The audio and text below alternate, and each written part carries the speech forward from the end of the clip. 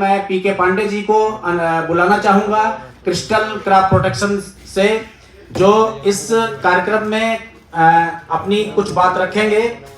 आलू की इस तीर्थ भूमि में राष्ट्रीय आलू दिवस के शुभ अवसर पर देश के विभिन्न प्रांत से आए और हमारे साथ ऑनलाइन जुड़े हुए सभी किसान देवताओं का मैं P K Pandey central potato research institute के तरफ से, सभी वैज्ञानिकों के तरफ से और क्रिस्टल क्रॉप प्रोटेक्शन लिमिटेड के तरफ से दिल की गहराइयों से हार्दिक स्वागत करता हूं, अभिनंदन करता हूं, वंदन करता हूं।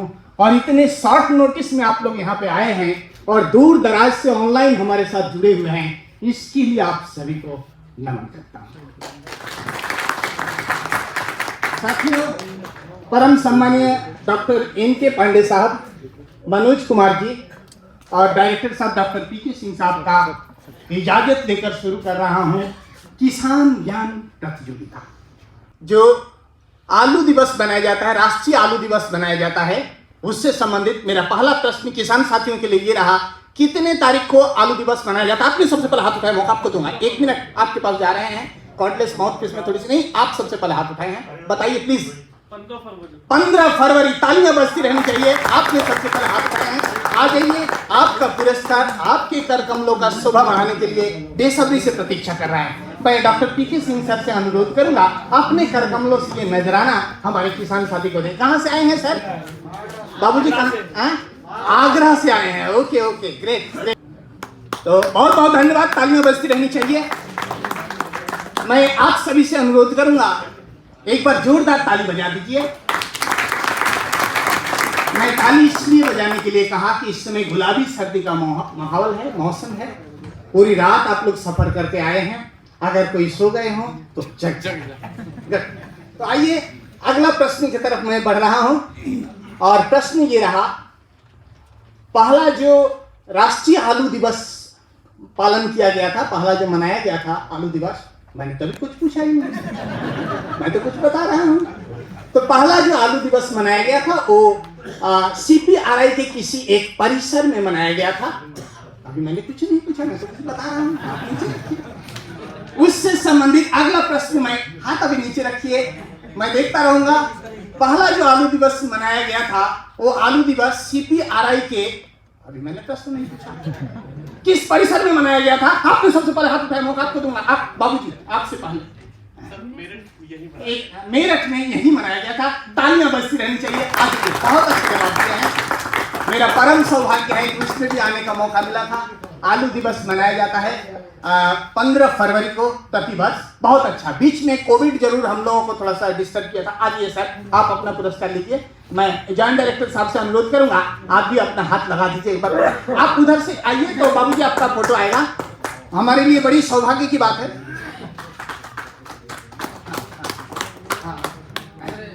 मेरे को कहते हुए अपार हर्ष प्रतीत हो रहा है कि हमारे सबके परम सम्मानीय डायरेक्टर साहब शिमला से, डॉक्टर एन.के. पांडे साहब शिमला से इस प्रोग्राम का अवलोकन कर रहे हैं। हमारा दुर्भाग्य रहा कि हम आज उनको इस बीच में नहीं बिठा पाए। हमारा कोशिश रहेगा अगली बार जरूर डॉक्टर साहब को यहाँ ले आने का भरपूर प्रयास करेंगे। आइए अगला प्रश्न मैं आप लोगों के सामने रखने का कोशिश कर रहा हूँ और प्रश्न ICAR से संबंधित रहेगा।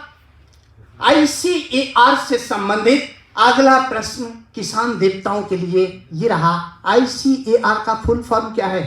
आपने सबसे पहले हाथ उठाया, मौका आपको दूंगा। Indian council agricultural research. हल्का सा दूध में पानी है। बाबूजी हाथ उठाए थे, अब बाबूजी से मौका लूंगा। बाबूजी एक बार बता दीजिए, बहुत नजदीक गए हैं। हाँ, ये खड़े हैं, बताइए बताइए प्लीज। काउंसिल एग्रीकल्चर रिसर्च, थोड़ा सा भारतीय कृषि अनुसंधान परिषद। बिल्कुल सही जवाब। आइए। आप ही पुरस्कार के हकदार हैं, भारतीय कृषि अनुसंधान परिषद। साथियों, आज अगर हम अन्न भंडार में इतना संपन्न हुए हैं, अगर एक्सपोर्ट करने की स्थिति में अगर हम लोग आए हैं, तालियां बजती रहनी चाहिए। आज अगर हमारा देश अन्न भंडार में संपन्न हुआ है, आज अगर हम कई सारे फसल हैं जो एक्सपोर्ट करने की स्थिति में हैं, तो इसका देन भारतीय कृषि अनुसंधान परिषद के वैज्ञानिकों के लिए है। मैं भारतीय कृषि अनुसंधान परिषद के सभी वैज्ञानिकों को, सभी किसान देवताओं की तरफ से दिल से नमन करता हूं। आइए अगला प्रश्न CPRI से संबंधित रहेगा। बहुत जटिल प्रश्न है, सोच के जवाब दीजिएगा। CPRI का फुल फॉर्म क्या है? आपने सबसे पहले हाथ उठाया, वही जैकेट पहने हुए कोशिश किए थे, वही कोशिश किए, 1 सेकंड के अंदर हाथ उठाए हैं। Indian CPRI central research centre, थोड़ा सा गड़बड़ हुआ। बिल्कुल सही जवाब है। आइए तालियां बजती रहनी चाहिए। मैं इससे एक बात आप लोगों को एक संदेशा देने की कोशिश करूंगा। देखिए, इस तरीके की सवालों का जवाब जो नौजवान हमारे किसान साथी हैं वो ज्यादा दे पा रहे हैं, तो मैं आप सभी से विनम्र निवेदन करूंगा कि जहां कहीं भी कोई किसान गोष्ठी हो रही है, तालियां बजती रहनी चाहिए। जहां कहीं भी किसान गोष्ठी हो रही है वहां अपने नौजवान बच्चे को जरूर साथ में लेके जाएं। आपका अनुभव और आपके नौजवान बच्चों की पढ़ाई जब दोनों एक साथ खेत की मेड़ पे पहुंचेगी, तभी हमारी देश में किसानों की प्रगति होगी। साथियों, अगला प्रश्न मैं रखना चाहूंगा। एक कोशिश करता हूं मैं ऑडियो क्लिप बजाने का। इस ऑडियो क्लिप में एंकर महोदय आम शब्दों का बार बार विभिन्न अर्थों में प्रयोग किए हैं। आपको इस ऑडियो क्लिप को सुनना है और जब मैं कहूंगा तब आपको हाथ उठाना है और बताना है इसमें एंकर महोदय कितने बार आम शब्दों का प्रयोग किया है। अभी आपको मैं ऑडियो क्लिप सुनाने की कोशिश करता हूं।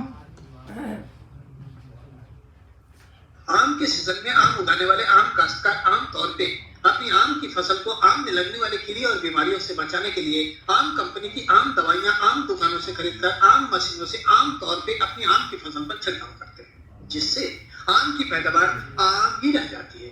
इसलिए आपकी जानी और पहचानी क्रिस्टल क्रॉप प्रोटेक्शन लिमिटेड आपका बहुमूल्य फसल आम को आम में लगने वाली बीमारियों से महफूज रखने के लिए आपकी खिदमत पे पेश कर रही है अपना एक अनोखा नजराना। बैबिस्टिन। नहीं, ये रिपीट नहीं होगा। मैं माफी चाहूंगा। ये अभी मैंने कुछ नहीं पूछा, अभी मैंने कुछ सुनाया हूं। इस ऑडियो क्लिप से संबंधित अगला प्रश्न मैं रखना चाहूंगा। ये इस लाइन के लिए रहेगा, किसानों के लिए, क्योंकि इधर से कई सारे प्राइज आ गई है। अभी तो मैंने कुछ नहीं पूछा। इस ऑडियो क्लिप में एंकर महोदय किस फफूंदीनाशक के बारे में बताया है? आपने हाथ उठाया लेकिन आपको प्राइज मिल चुका था, मैं पीछे मौका दूंगा। किस फफूंदीनाशक के बारे में बताया है? किसी फंजीसाइड के बारे में बताया है? नहीं, सवाल सुनिए। इसमें किसी एक फफूंदीनाशक के बारे में बताया है, किताबों में उसका खूब दाम है। चलिए बताइए। मैं प्रवीण किसान को मौका दूंगा। बैबिस्टिन के बारे में बताया है। आ जाइए, तालियां बजती रहनी चाहिए देवी और सज्जनों। बहुत अच्छा आपने जवाब दिया है। बैबिस्टिन के बारे में बताया है। बहुत अच्छा आपने जवाब दिया है।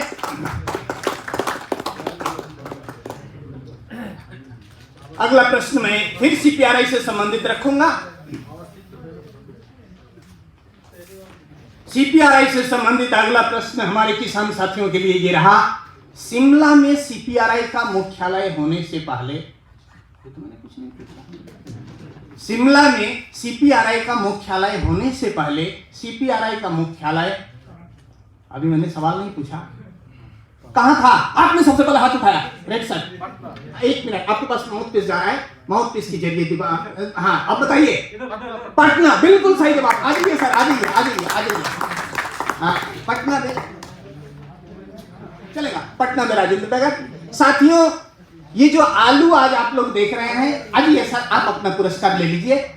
आलू किसी जमाने में हमारे देश में पहाड़ों में गर्मियों के उगाए जाने वाला एक साधारण फसल था, लेकिन जब से CPRI की स्थापना हुई तब से इस फसल को एक नई उड़ान मिला और मुझे कहते हुए इस मंच से अपार हर्ष प्रतीत हो रहा है कि आज आलू उगाने में, जैसे कि अभी जॉइंट डायरेक्टर साहब हमने लेक्चर में बताए हैं, दूसरे स्थान पे हैं।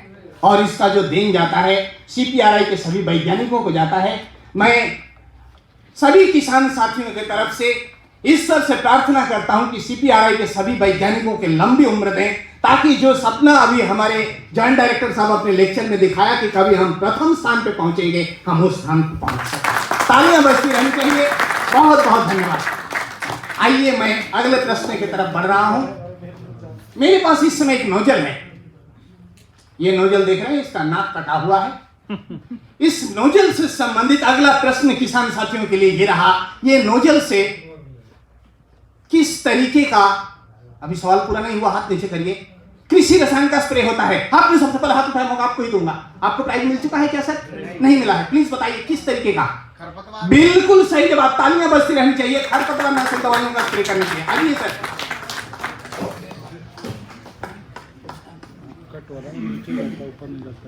तो खरपतवार नाशक दवाइयों का इससे स्प्रे किया जाता है। आप लोगों के लिए जानकारी के लिए बताऊं, आलू में मैंने एक चीज गौर किया है, जितने बाग हैं, सिकुहाबाद, सादाबाद, शमशाबाद, फर्रुखाबाद, जितने बाग हैं ये सब आलू के बहुत बड़े, सादाबाद ये सब आलू के बहुत बड़े गढ़ हैं, हुगली को छोड़ के।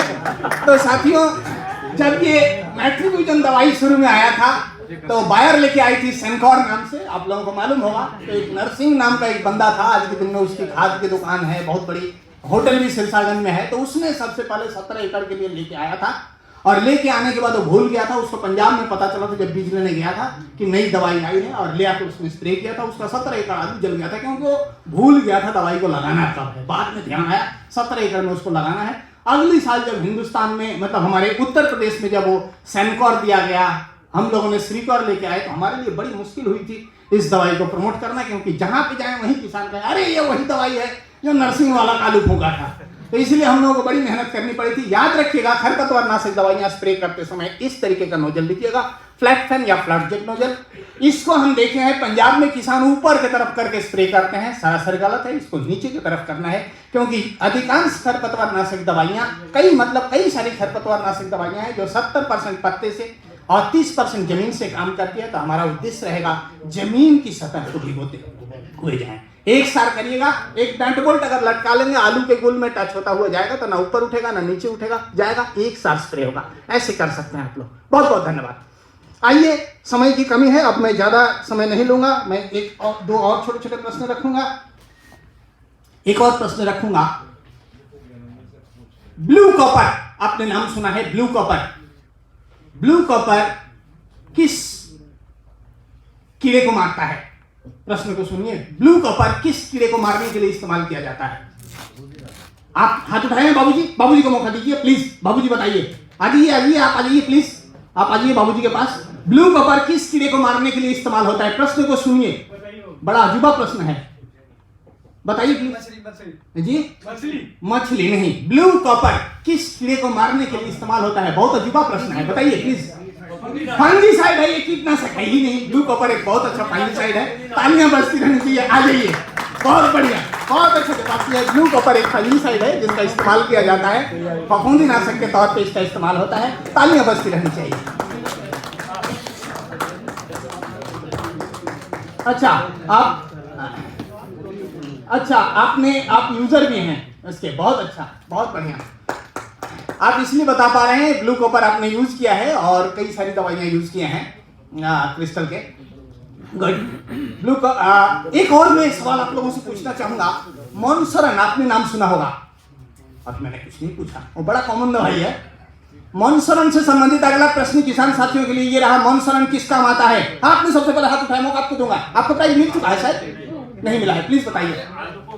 आलू का उपचार करने के लिए, आ जाइए सर, तालियां बजती रहनी चाहिए। आलू को उपचार करने के लिए इस साल ये मॉन्सरन बहुत कॉमन दवाई है। इस साल किसी कारणवश से किसानों को नहीं मिल पाया था, लेकिन अगली साल आपको ये भरपूर मात्रा में उपलब्ध होगा। आप लोगों ने इसको लगाया है, काफी अच्छा प्रोडक्ट है, मैंने इसको देखा है, तो आप लोग इसका इस्तेमाल कर सकते हैं। मैं राय दूंगा, हर 3 साल में बीज को बदलें, बीज को शोधन करके बोएं मॉन्सरन से या कोई भी फंगिसाइड से। आप डॉक्टर साहब से राय ले लें और बीज शोधन करके बोएं। संतुलित मात्रा में खाद का इस्तेमाल करें, अंधाधुंधा खाद में लगाएं। हाँ, खाद पे मेरे को ध्यान आ गया। मैं जब आलू के उगाने वाले किसी भी क्षेत्र में जाता हूं और किसानों से पूछता हूं, मैं आप लोगों की बात नहीं कर रहा हूं, मैं जब आम किसानों से पूछता हूं कितना खाद डालते हो, तो कहते हैं 7-5 कट्टा डीएपी डालते हैं। सच्चाई तो ये है, 5 कट्टा डीएपी 1 एकड़ में तो दिन के उजाले में डालते हैं, रात के अंधेरे में कितना डालते हैं उन्हीं को पता है। इस संदर्भ में सीपीआरआई पिछले साल कोविड के दौरान एक बहुत अच्छा ऑनलाइन प्रोग्राम हुआ था सर, बहुत ही अच्छा प्रोग्राम हुआ था। मैंने उस प्रोग्राम को सुना था और उसमें संतुलित खाद किस तरीके से इस्तेमाल किया जाए उसके बारे में डॉक्टर मनोज साहब के नेतृत्व में सभी जगह पे सीपीआरआई के वैज्ञानिक ऑनलाइन जुड़े थे, बहुत अच्छा जानकारी दिया गया था। साथियों, मैं उस लेवल का तो नहीं हूं कि मैं उसके बारे में आप लोगों को जानकारी दूं। आप लोग जरूर हमारे डॉक्टर साहब से जानकारी लीजिएगा, लेकिन मैं एक सवाल जरूर पूछूंगा। किसान डीएपी इसलिए लगा रहा है क्योंकि दुनिया लगा रही है, उसको कितना लगाना है, जितना पड़ोसी लगा रहा है उससे 2 कट्टा फालतू लगाना है, यही पता रहता है। तो साहब उसकी मात्रा मृदा परीक्षण के आधार पर उसको लगाना है। तो डीएपी से संबंधित एक सवाल मैं आप लोगों को रखना चाहूंगा, कैसे पहचानिएगा डीएपी को? सबसे महंगा खाद है, आपने सबसे पहले हाथ उठाया। सर पहली पहचान तो ये है कि जो रोटी बनाने वाला तवा होता है उस पे हम डाल के अगर उसके फूले पड़ रहे हैं तो गर्म करते हैं, तो हम उसे, ये तो पहली पहचान ये हो गई हमारी। एक है सर, हम डीएपी को मुट्ठी में लेके फूंक मारेंगे और तो वो सील जाएगी। Okay okay okay good. अब एक बार आप ही आ जाइए। कहाँ से आए हैं सर? सर मैं आगरा से आए हैं। अच्छा, आइए सर, प्लीज आ जाइए। सबसे पहली बात तो यह है कि इतने शॉर्ट नोटिस में आप लोग आए हैं, नीचे से ही कर दीजिए। एक बार आप आ जाइए, राघव जी आप एक बार आ जाइए और डीएपी ले आकर दिखा दीजिए। एक बार नहीं, पहले आ जाइए, एक छोटा सा चीज दिखाना है। सर मैं बहुत अच्छा, बहुत अच्छा अच्छा, बहुत अच्छा सर। आपका शुभ नाम एक बार और बता दीजिए। क्षेत्रपाल सिंह सर। गांव कौन सा है आपका? चौरंगाहार, तहसील बाहा। अच्छा, बाह तहसील साइड में, वेरी गुड।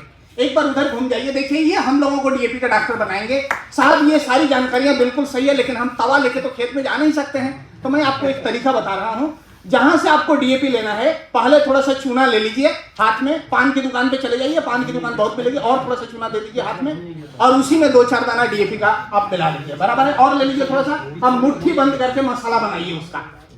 मुट्ठी बंद करके मसाला बनाइए, खूब रगड़िए उसको, मुट्ठी बंद कर लीजिए, मुट्ठी बंद करके मसाला बनाइए खूब अच्छी तरीके से। चलो सर, जिंदगी में तंबाकू तो नहीं, मैं कहूंगा भी नहीं। आज मुझे मौका मिलेगा आपके पास। बिल्कुल। अब देखिए, अब ये मुस्कुरा रहे हैं, अब कुछ करेंगे। एक बार नाक के पास ले आके सूंघिए तो उसको, एक बार सूंघिए नाक के पास ले आके, सूंघिए नाक के पास ले आके, सर गंदा आ रही है। एक बार सुनिए और देखिए क्या हो गया। अगर इस तरीके से होता है तो समझ लीजिए ये डीएपी ओरिजिनल है, वरना ये डुप्लीकेट है। क्यों गंदा आ रहा है? डीएपी का पूरा नाम डाई अमोनियम फॉस्फेट। चूना में मिलते ही इसमें से अमोनिया गैस की बदबू निकलती है। ये डीएपी ओरिजिनल है, इसको आप लगा सकते हैं, बशर्ते आप मृदा परीक्षण कर रहे हैं, उसमें जरूरत है कि नहीं। तालियां बजती रहनी चाहिए। आपने बहुत अच्छा पुण्य का काम किया। एक छोटा सा नजराना आपके कर कमलों का शोभा बढ़ाने के लिए बेसब्री से प्रतीक्षा कर रहा है।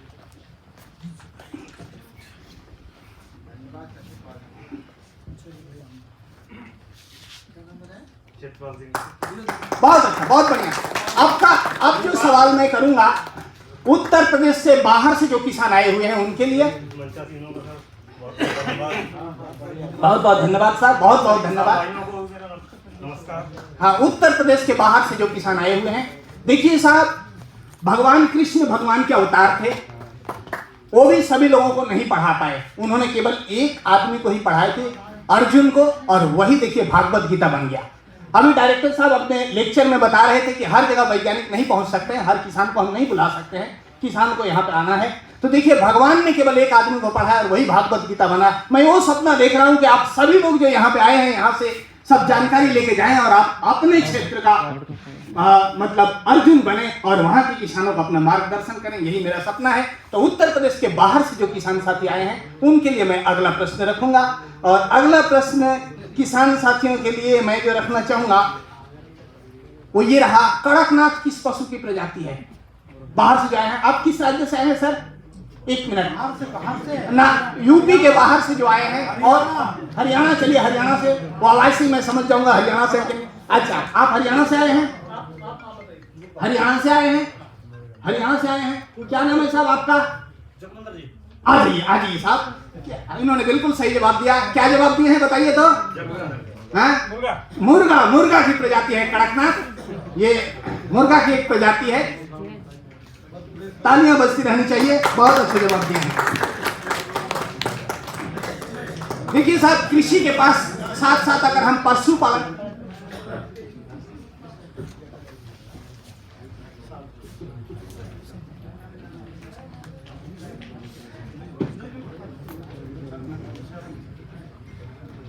साथियों, मैं एक बार और आप लोगों को दिल की गहराइयों से हार्दिक स्वागत करता हूं। आप लोग इतने कम समय में यहाँ पे इतनी भारी संख्या में आए हैं, इसके लिए मैं अगला प्रश्न आप लोगों के सामने रखने जा रहा हूं। और प्रश्न ये रहा, कृषि रसायनों को इस्तेमाल करते समय, प्रश्न को थोड़ा सा ध्यान से सुने, कृषि रसायनों को, ये भी लेकिन उत्तर प्रदेश के बाहर के किसानों के लिए है, क्योंकि वो लोग काफी दूर से सफर किए हैं, थके हुए हैं, इसीलिए तुरंत उत्तर नहीं दे पा रहे हैं। मुझे पता है वो लोग भी उतना ही चुके हैं जितने हमारे आगरा मंडल के किसान हैं, हो सकता है ज्यादा हो। तो साथियों, उनके लिए हमारा प्रश्न रहे, कृषि रसायनों का इस्तेमाल करते समय क्या क्या सावधानियां बरतनी चाहिए? बड़ा प्रश्न है। क्या क्या अक्सर बाबूजी बताना चाहेंगे? बाबूजी की मुस्कुराहट से लग रहा है। एक्चुअली मैं पहले ही बता दूं, आप जवाब दें। आप कहां से आए हैं बाबूजी? हरियाणा से आए हैं। मैं पहले ही आप सभी को बता दूं, किसान हमारे धरती के भगवान हैं, हमारे अन्नदाता हैं। किसानों का परीक्षा लेने का अभिलाषा, अभिप्राय या दुस्साहस मेरा नहीं है। हमारा उद्देश्य है एक छोटा सा नजराना आप तक पहुंचाने का, एक किसान ज्ञान प्रतियोगिता के माध्यम से। बाबूजी प्लीज बताएं, क्या क्या सावधानियां बरतनी चाहिए? दस्ताने होने चाहिए, नाक बंद होनी चाहिए और कवर होना चाहिए। बिल्कुल सही है। और कुछ? और सावधानी बरतनी चाहिए कि हाथ नाक से दूर रहे। अच्छा, बिल्कुल सही है। हरियाणा के लिए एक और चीज बता दूंगा, और बीड़ी सिगरेट नहीं पीना चाहिए। हरियाणा और बंगाल के किसानों के लिए मैं बताना चाहूंगा, खासतौर से बीड़ी सिगरेट नहीं पीना चाहिए। इतना चल जाएगा। आगे ये साहब, बहुत लंबा लिस्ट है इसका। इतना सावधानी, जहरीली दवाइयों से बचे, तकनीक के ऊपर आधारित रसायनों का इस्तेमाल करें। बहुत बढ़िया, तालियां बजती रहनी चाहिए। बहुत अच्छा जवाब दिया।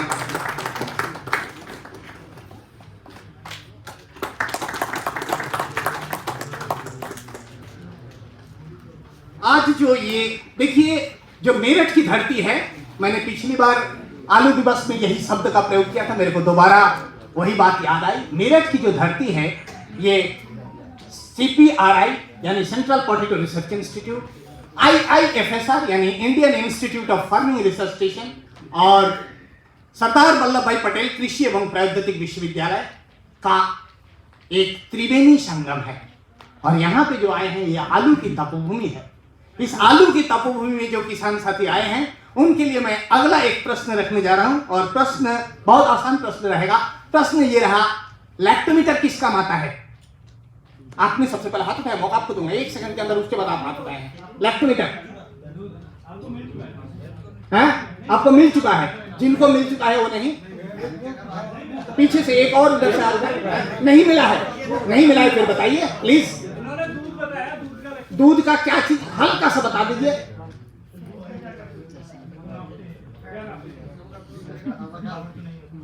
मिलावट नहीं है, चलेगा। आज इतना दूध में पानी चल जाएगा। बिल्कुल सही है। देखिए साहब, कृषि के साथ साथियों, अगर कृषि के साथ हम पशुपालन नहीं करेंगे तो हम पिछड़ जाएंगे। हमने आज तालियां बजती रहनी चाहिए। हमने साहब आज के दिन में ट्रैक्टर ले लिया है। ट्रैक्टर हमारे लिए जरूरी है, क्योंकि जिस हिसाब से लेबर की शॉर्टेज हो रही है, हमें मशीनीकरण की तरफ जरूर जाना पड़ेगा। वो एक बहुत बड़ा जगह है, एरिया है, जहाँ पे हमें काम करने की आवश्यकता है। मैं जो बात कहना चाह रहा था, कृषि के साथ पशुपालन नहीं करेंगे तो हम शायद पिछड़ जाएंगे। हमें जितना जरूरी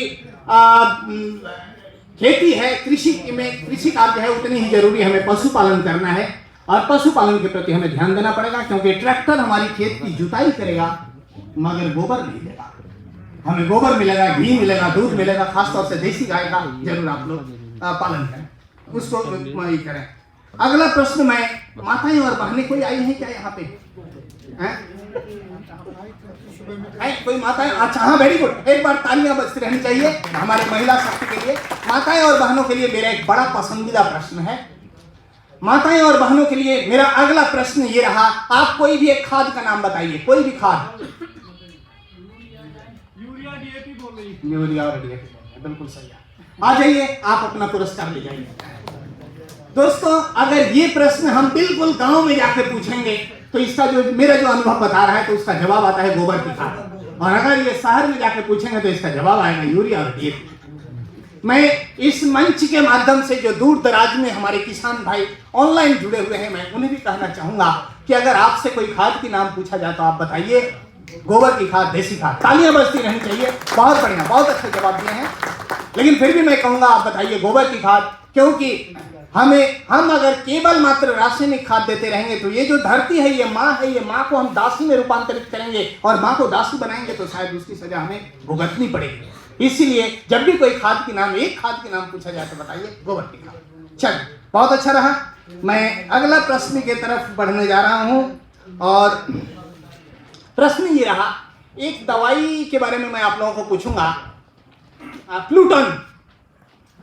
मैंने अभी कुछ पूछा ही नहीं, बहुत सारे हाथ उठ रहे हैं। प्लूटन से संबंधित अगला प्रश्न किसान साथियों के लिए ये रहा, प्लूटन किसका माता है? प्लूटन, आपने सबसे पहले हाथ उठाया, पीछे देखिए, पीछे हाथ उठाए हैं। हाँ सर ये आलू में अगेती और पिछेती योजना दोनों के लिए बिल्कुल सही है, तालियां बजती रहनी चाहिए। बहुत अच्छा जवाब दिए हैं। ये किसानों का अनुभव है, ये स्टोबिल्यूरन और जोल ग्रुप की कॉम्बिनेशन है। इसका किसानों को काफी अच्छा रिजल्ट मिला है, किसानों ने मेरे को बताया, बहुत अच्छा। साथियों मैं अब ज्यादा समय नहीं लूंगा क्योंकि एक दिन का प्रोग्राम है। मैं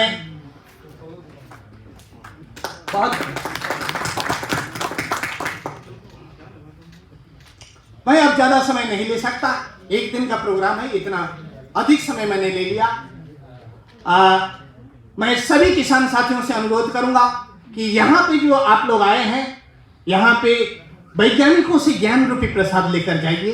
प्रसाद अकेले मत खाइए, अपने गांव में, अपने क्षेत्र में, अपने जिला में, अपने राज्य में इस प्रसाद को बांटिए, तभी हम लोग कहीं ना कहीं आलू उगाने में दुनिया में पहले स्थान पे हम पहुंच पाएंगे। मैं अगले किसान मेले में और अगले जो हमारे आलू अनुसंधान केंद्र का जो भी प्रोग्राम होगा उसमें मैं आप लोगों के साथ मिलूंगा और मैं फिर आप लोगों से कहूंगा, सेंट्रल पोटैटो रिसर्च इंस्टीट्यूट के तरफ से, सभी वैज्ञानिकों के तरफ से, क्रिस्टल क्रॉप प्रोटेक्शन लिमिटेड की तरफ से मैं पीके पांडे आप सभी का दिल की गहराइयों से हार्दिक स्वागत करता हूं, अभिनंदन करता हूं, वंदन करता हूं और नमन करता हूं। तब तक के लिए मुझे इजाजत दीजिए। बहुत बहुत धन्यवाद।